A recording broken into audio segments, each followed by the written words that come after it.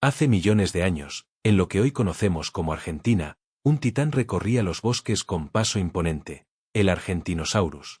Era un gigante incluso entre los saurópodos, hablamos de un coloso que alcanzaba entre 30 y 35 metros de longitud, es decir, entre 98,8 y 115 pies, y que posiblemente rondaba las 100 toneladas de peso. Aún así, pese a su vasto tamaño y a la impresión de invulnerabilidad que inspiraba, ni siquiera él estaba completamente a salvo.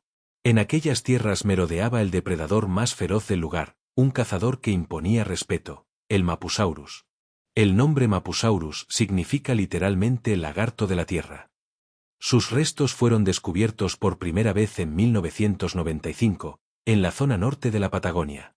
Desde el momento del hallazgo, los paleontólogos entendieron que no se trataba de un terópodo cualquiera. Incluso dentro del grupo de los grandes terópodos, los adultos de Mapusaurus destacan, se estima que medían entre 11 y 11,5 metros, es decir, entre 36 y 38 pies, y que pesaban entre 3 y 5 toneladas. Dicho de otra manera, era más grande que Allosaurus. Pertenecía a los Carcharodontosauridos, un linaje de dinosaurios carnívoros emparentado de forma estrecha con el gigantesco Giganotosaurus, con el que, además, compartía muchas similitudes anatómicas y funcionales. A simple vista, ambos se asemejaban notablemente.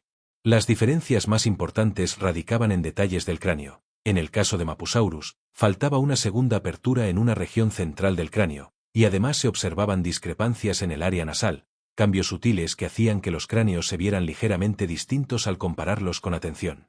Hoy en día se considera que el Mapusaurus fue algo más pequeño que su pariente Giganotosaurus. Sin embargo, no puede descartarse que algunos individuos de Mapusaurus hayan igualado o incluso superado ese tamaño. Esto se debe a que ciertos huesos aislados parecen haber pertenecido a ejemplares extremadamente grandes, capaces de rivalizar con Giganotosaurus. El problema es que esos restos son demasiado fragmentarios, y sin evidencias adicionales no es posible calcular con precisión el tamaño real de esos especímenes. En resumen, la duda permanece. Aun si aceptamos que el Mapusaurus no alcanzó la colosal talla de su célebre pariente, lo cierto es que seguía siendo un depredador temible. Su enorme tamaño lo colocaba, sin rodeos, en la cima de la cadena trófica de su entorno. Cuando se lo compara con otros grandes terópodos, por ejemplo, con Tyrannosaurus rex, emerge la idea de que el Mapusaurus era bastante ágil para su talla y podría haber sido relativamente veloz, aunque nunca se ha establecido una estimación exacta y consensuada de su velocidad. A esto se suma que poseía un cráneo largo y estrecho, una configuración que favorecía el agarre al aferrarse a la presa. Este rasgo no era un detalle menor. Para un cazador de gran tamaño, optimizar el agarre podía marcar la diferencia entre el éxito y el fracaso en un ataque. Y hay algo más, no cazaba necesariamente en solitario. Durante las excavaciones asociadas a sus restos, se produjo un hallazgo que cambió de raíz la interpretación de su comportamiento. No apareció un Mapusaurus aislado, ni dos, ni tres, se identificaron al menos 7 individuos, entre ellos juveniles y adultos. De aquel lugar se recuperaron cientos de huesos pertenecientes a ese grupo, y el análisis indicó un abanico de tallas que iba desde los 5 metros, unos 16,4 pies, hasta más de 12 metros, alrededor de 39,3 pies, de longitud. Fue, sin exagerar, un descubrimiento único en la vida de quienes lo excavaron. Los investigadores a cargo propusieron que esta manada de terópodos estaba tras el premio mayor de su tiempo, un Argentinosaurus. Consideremos las proporciones. Un Mapusaurus individual no era rival para un saurópodo gigantesco que podía multiplicar por 15 su masa. En un enfrentamiento 1 contra 1, no habría oportunidad real. Pero en grupo, la historia podía cambiar. Aunque no existe evidencia directa de que Mapusaurus haya cazado o matado ejemplares de Argentinosaurus, sí hay indicios indirectos que sugieren esa posibilidad. La clave está en su arma principal, los dientes. En Mapusaurus, los dientes eran más bien cortos, curvados, aserrados y en forma de cuchilla, exactamente el tipo de dentición que optimiza el corte de la carne.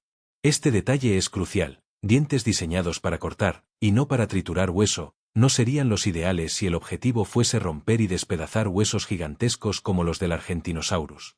En cambio, si son perfectos para provocar hemorragias masivas. Imaginemos varios individuos mordiendo por turnos, arrancando porciones de tejido y forzando al herbívoro a debilitarse por pérdida de sangre. Además, el cráneo alargado de Mapusaurus habría proporcionado soporte adicional, permitiéndole mordidas de mayor alcance, exactamente lo que se necesita para infligir daño significativo a un herbívoro de semejante talla. Con todo, es probable que estos depredadores evitaran enfrentarse a adultos completamente desarrollados de Argentinosaurus. Esos verdaderos gigantes habrían sido demasiado incluso para una manada coordinada. Aún así, presenciar una cacería de este tipo habría sido espectacular y, quizás, puro caos. Los paleontólogos todavía debaten cómo habrían procedido estos grupos. Algunos sugieren estrategias organizadas, mientras que otros se inclinan por la anarquía, un ataque como turba enardecida sin un plan claro, impulsada por el instinto y la oportunidad. Es importante señalar que la hipótesis de caza en manada no cuenta con consenso universal. Existe una interpretación alternativa, la de que los Mapusaurus no cazaban grandes saurópodos ni vivían en grupos de caza, sino que los individuos hallados murieron atrapados en un mismo sitio debido a una trampa natural, por ejemplo, barro espeso o arenas movedizas, en un lapso relativamente corto, sin vínculo social entre ellos. Según esta idea, un herbívoro muerto, quizá incluso un Argentinosaurus, habría atraído a varios depredadores para carroñar, y todos terminaron atrapados y pereciendo allí. Vale recordar que no es la primera vez que se encuentran sitios con múltiples carnívoros muertos en cercanía y contemporáneamente, donde el factor decisivo parece ser, precisamente, una trampa de depredadores. Ahora bien, si se confirmara que Mapusaurus sí cazaba en grupo, estaríamos ante un hallazgo enorme, no solo para esta especie, sino para el conjunto de los terópodos. La razón es simple, la mayoría de los dinosaurios carnívoros parecen haber operado en solitario. En ese contexto, un patrón social de caza cambiaría nuestra comprensión del comportamiento depredador en estos linajes. Y el ambiente de Mapusaurus podría ofrecer una explicación de por qué formar manadas resultaba ventajoso. Hablamos de una Patagonia septentrional árida y calurosa durante el Cretácico tardío, aproximadamente entre 93,9 y 89,6 millones de años atrás.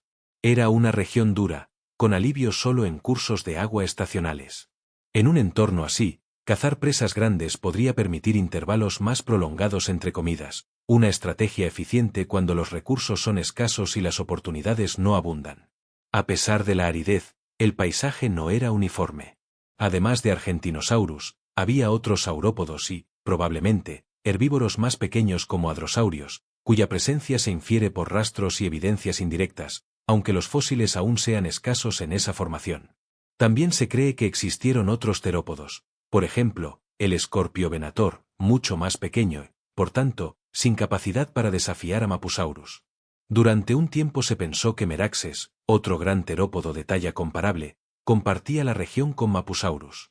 Sin embargo, la mayoría de los especialistas sostiene hoy que no coexistieron, pues Meraxes procede de estratos más antiguos. Si el pasado nos enseñó algo con Mapusaurus, es que incluso en mundos de colosos, la cooperación, la morfología y el contexto ambiental podían combinarse para crear un superdepredador capaz de desafiar a los titanes de su era. Y quizás por eso, cada nuevo estudio, cada reevaluación y cada aparición en medios renueva el interés por este magnífico dinosaurio, uno que, con toda justicia, se ganó su lugar entre los nombres más memorables del Cretácico.